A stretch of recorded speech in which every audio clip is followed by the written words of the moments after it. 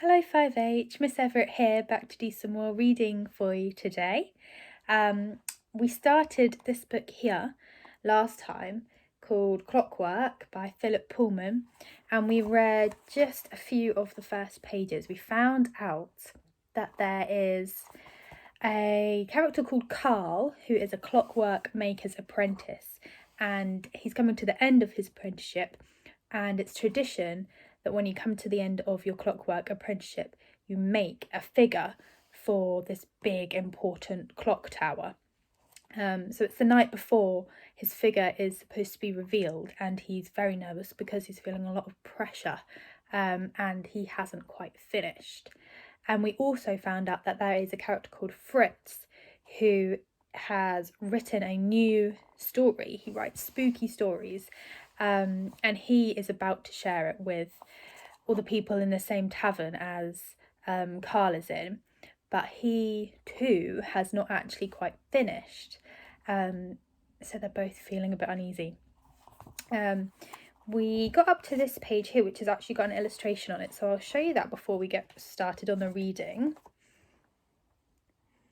So it looks like it is the big clock tower that they're talking about, and you can see that there's all these figures. So I guess one of the new figures that Carl is making will go somewhere around there. Very big and lavish. Okay, so the great clock of Glockenheim was the most amazing piece of machinery in the whole of Germany. If you wanted to see all the figures, you'd have to watch it for a whole year, because the mechanism was so complex that it took 12 months to complete its movement. There were all the saints, each coming out on their own day. There was Death, with his scythe and hourglass. There were over 100 figures altogether. Herringumen was in charge of it all. There never was a clock like it, I promise.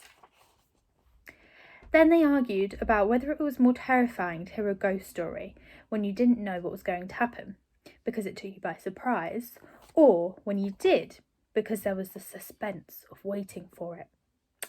They all enjoyed the ghost stories, and Fritz's in particular, for he was a talented storyteller. The subject of their conversation, Fritz the writer himself, was a cheerful-looking man who had been eating his supper at the end of the parlour.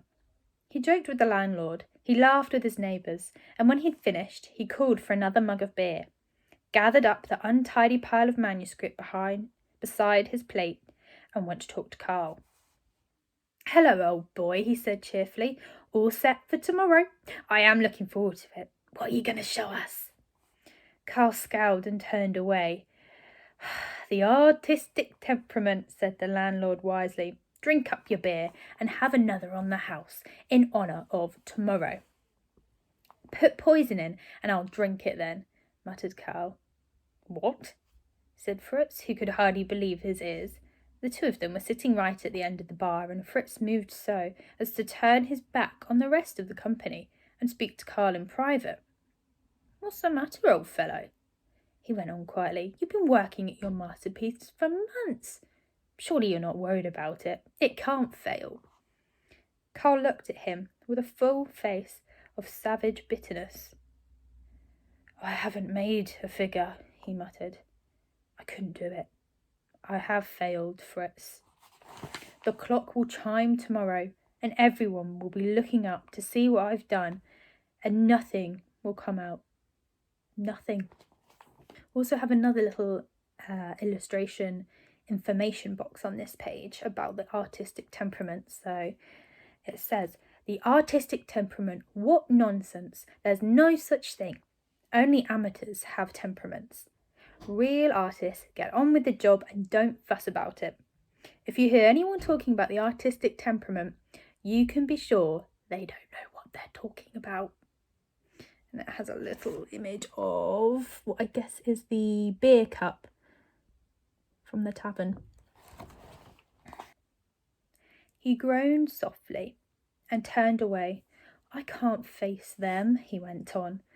"I should go and throw myself off the tower now and have done with it." "Oh, come on, don't talk like that," said Fritz. who had never seen his friend so bitter. "You must have a word with old Herr Ringelmann. Ask his advice. Tell him you've hit a snag. He's a decent old fellow. He'll help you out." "You don't understand," said Carl passionately. "Everything is so easy for you. You just sit at your desk and put pen to paper and stories come pouring out. You don't know what it is to sweat and strain for hours on end with no ideas at all, or to struggle with materials that break and tools that go blunt, or to tear your hair out trying to find a new variation on the same old theme.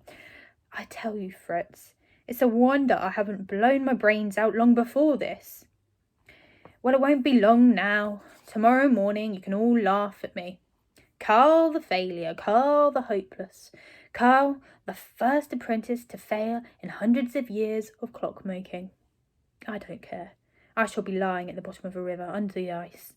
Fritz had had to stop himself interrupting when Carl spoke about the difficulty of working.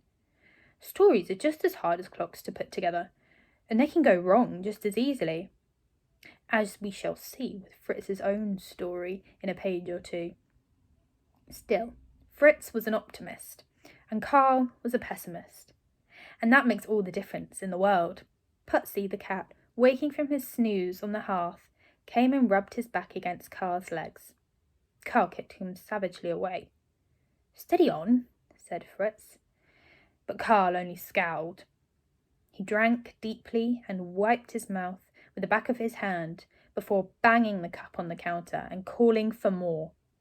Gretel, the young barmaid, looked anxiously at Fritz, because she was only a child and wasn't sure whether she should be serving someone in Carl's condition.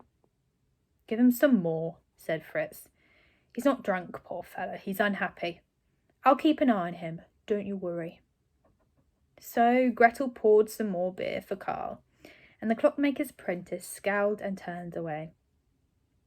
Fritz was worried about him, but he couldn't stay there any longer, because the patrons were calling for him. "Come on, Fritz, what's the story? Sing for your supper, come on. We're all waiting. What's it about this time, eh? Skeletons or ghosts? I hope it's a nice, bloody murder." "No, I hear he's got something quite different for us this time, something quite new."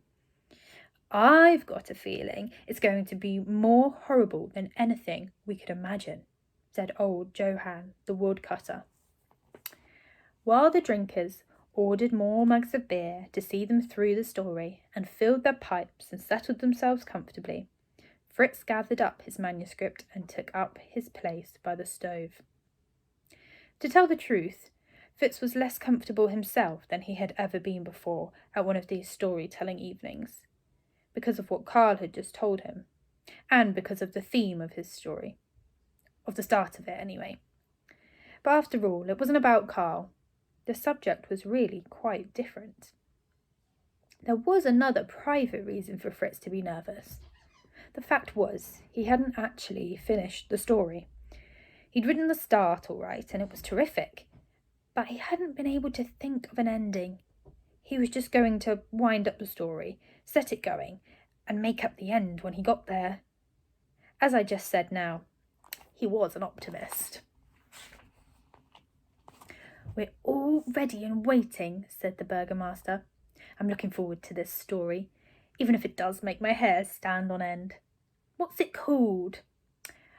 "It's called," said Fritz, with a nervous glance at Carl, "it's called Clockwork." "Ah, very appropriate," cried old Herr Ringelmann. "Did you hear that, Carl? This is a story in your honour, my boy." Carl scowled and looked down at the floor. No, said Fritz hastily. This story isn't about Carl, or the clock in our town. No, not at all. It's quite different. It just happens to be called Clockwork." "Well, set it going," said someone. "We're all ready." So Fritz cleared his throat and arranged his papers and began to read. I think that's a good point to leave it at today. I wonder how his storytelling will go and what will happen to Carl. Thank you for joining me again today, and I'll see you soon. Take care. Bye.